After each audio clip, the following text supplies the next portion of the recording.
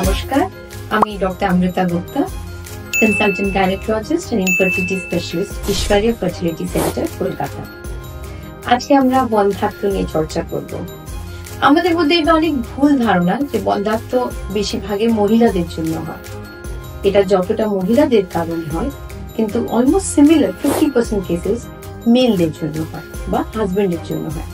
সেই জন্য আমরা সবসময় চাই আপনারা যখনই এটার চিকিৎসা বা সমস্যা জানার জন্য আসেন, একসাথে বা অ্যাজ আ কাপল আসেন, তাহলে দুজনেরই পরীক্ষা করানো যায়।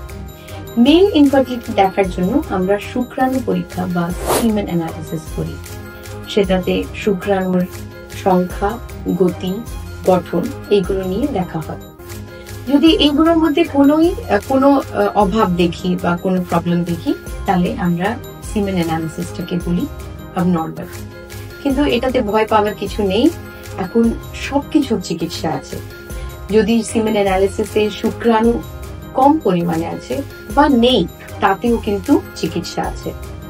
এটার পর হয়তো আপনার গাইনোকোলজিস্ট আপনাকে কয়েকটা অন্য টেস্ট দেবেন, হরমোন টেস্ট, ইউএসজি স্ক্যান। এটার পরে সেই হিসেবে আপনার ট্রিটমেন্ট দেওয়া যাবে।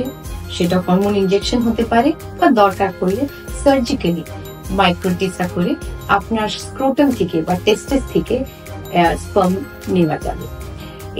এইটাতে আপনার স্পার্ম পেয়ে গেলে আমরা ইক্সির মাধ্যমে স্পার্ম আর এগ দুটোকে মিলে একটা ভ্রূণ তৈরি করতে পারি এবং আপনি একটা ন্যাচারাল নর্মাল প্রেগনেন্সি পেতে পারেন।